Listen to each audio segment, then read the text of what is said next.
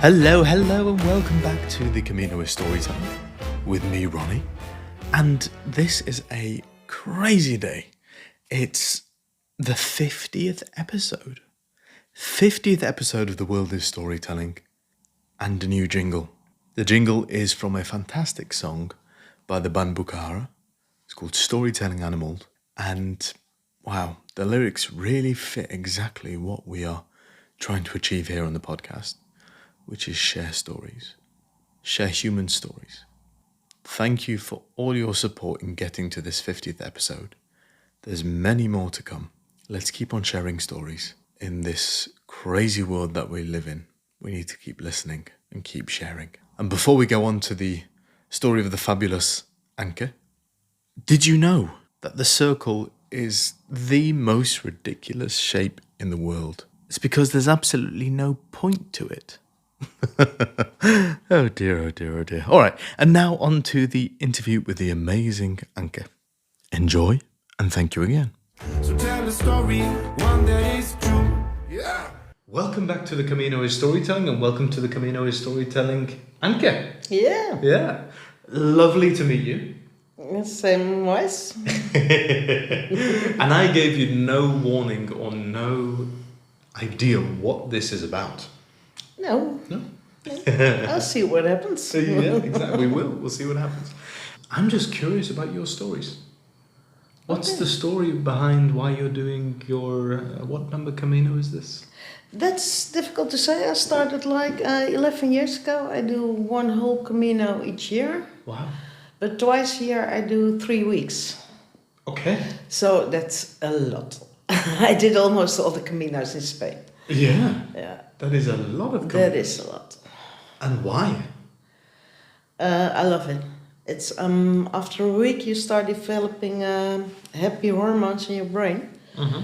Because you're making the same movement forward all the time. And all the people sharing the same thing are experiencing the same. So it's quite a happy experience and bonding between the people. Mm-hmm. I love Spain. I love being in the outdoors, to be active. I just love it. Yeah.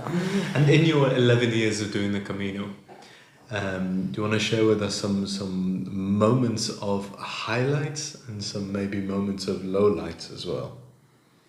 Or describe for us a minute when you felt amazing or...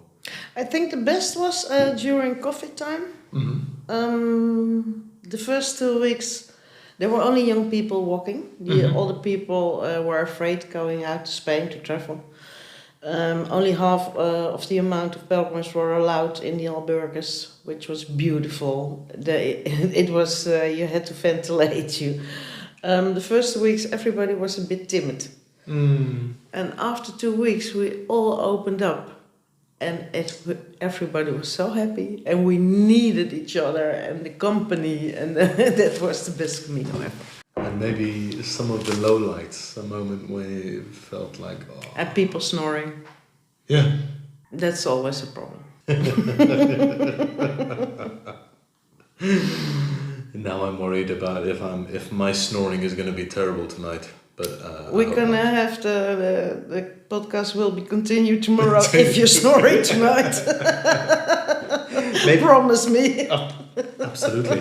Well, maybe you can keep the microphone and record me. And That's good idea. I know tonight will be another one in the room snoring, so that might be a good idea for the podcast. It'll be a harmony. Yeah. It happens a lot. It does. It's a whole orchestra sometimes. And from your years of hearing people snoring, can you spot a snorer? Yeah. Once they come in the room? Yeah. Who are they? What are they? Normally older men, a little bit overweight. Okay. Well, overweight. Yeah. And half of them drinking alcohol during the night, and then you're almost sure they're going to snore. I was once really worried that I was going to develop a snoring habit. Very self-conscious about it. So I looked into all the risk factors. You can't help if you snore. Yeah. But at least what I'm expecting, make an effort. You know, it's always people sleeping on their back. You can put your backpack on one side, that you stay on one side or your side. You can put something in your nose to open it up. Don't drink alcohol in the evening. You know, make an effort. Does it make you not want to sleep in albergues? Yeah, I take a hotel once a week. To just get a better night's sleep? Yes. Yes. I invested in very good earplugs. Nice. If I see them, I try to sleep on the other side of the room. Oh, and also snorers should choose a bed in the corner of a room. But they always choose a bed exactly in the middle. Yeah, and I just don't understand it. Really, they do. I'm not sure if I can share this already on the podcast, but a few days ago, or maybe about a week ago, I was in an albergue in Melide. Yeah.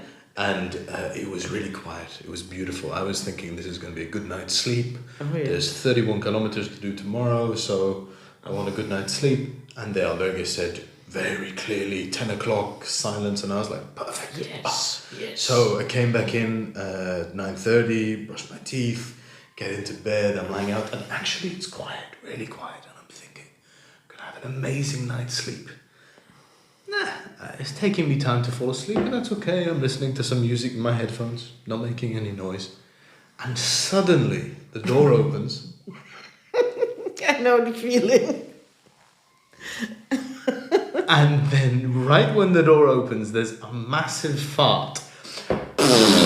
Oh. And then 4 sounded like drunk Spanish men just burst out laughing. Oh. And that was the beginning of an hour of shouting and farting and snoring, and the snoring carried on the whole night. Didn't you ask them to? I did. I quiet said, shh. Nothing. They didn't too care. drunk. Oh. Yeah, but it was a really bad night's sleep. But now looking back, I can think of the funniness of it. That the quiet got shattered. Not by a snore, not by a shout, but by a big fart. By drunken people being very noisy. The classic. Yeah. One of the things I love to ask people when they go on a Camino, and in your case, so many different Caminos, is it something spiritual for you? It used to be more spiritual than it is now. Go on. Every year I took a theme to change myself, because it's a beautiful social playground to change your habits or your attitude towards people. So I always choose a theme. Mm-hmm.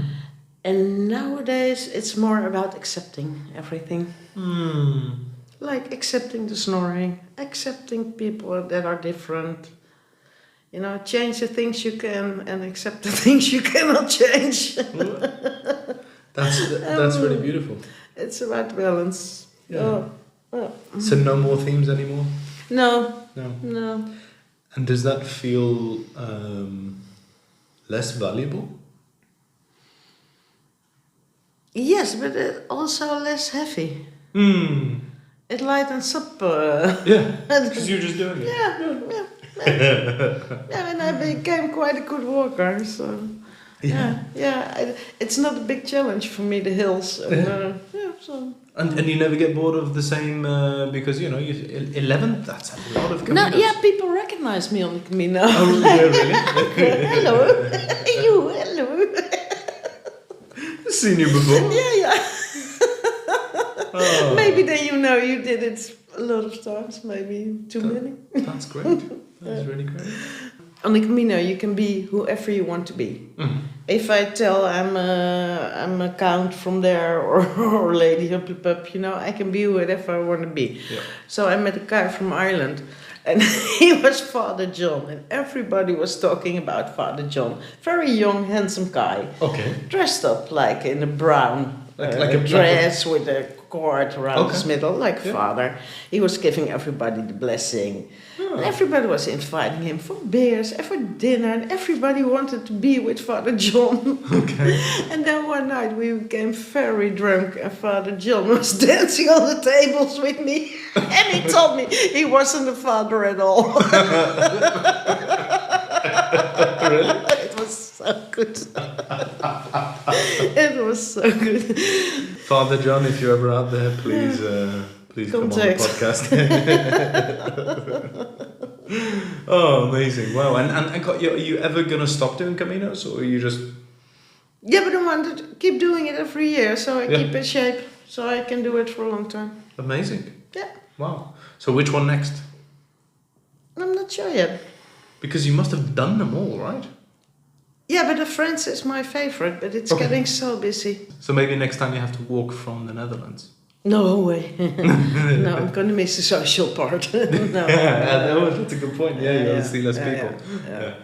I think the 10 minutes are gone. They are, but there's always a way of editing down a little bit of... it's too much work. Yeah. You better stick to the 10 minutes. Amazing. Well, thank you, Anke. You're welcome. Enjoy many more Caminos. You too. Some say the old ruins in the sand, tell us every story will come to an end. But my dear, we can live what we tell. We are storytelling animals.